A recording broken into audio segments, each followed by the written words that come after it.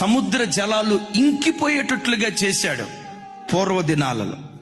ఒకవేళ ఈ వాక్యం వింటున్న నీ బ్రతుకులో నీవు అనుభవిస్తున్న సమస్య సముద్రం అంత విస్తారంగా ఉందా?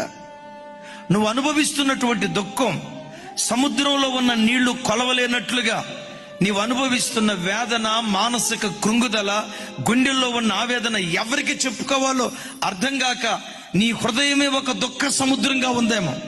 అయ్యా, ఒక సమస్య, రెండు సమస్యల సముద్రం ఎంత విస్తారంగా ఉంటుందో విస్తారమైన సమస్యలు నా చుట్టూత ఆవరించేయ్యా, ఇదయ్యా నా పరిస్థితి అని ఒకవేళ ఎవరైనా కృంగిన స్థితిలో ఉంటే, పురాతన కాలాలలో యెహోవా బాహువు లేచినట్లుగా నీ విషయంలో లేస్తే సముద్రం లాంటి విస్తారమైన సమస్యలు కూడా క్షణంలో ఇంకిపోయేటట్లుగా దేవుడు కార్యం చేస్తాడు.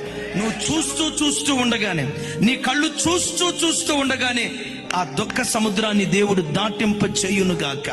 బయట సమాజం ఎదుట నవ్వుతూ కనపడుతున్నావేమో. తండ్రి, ఓ తల్లి, ఈ వాక్యం వింటున్న తమ్ముడా, చెల్లి, నీ గుండెల్లోనే దుఃఖ సముద్రం గూడు కట్టుకుని ఉందా?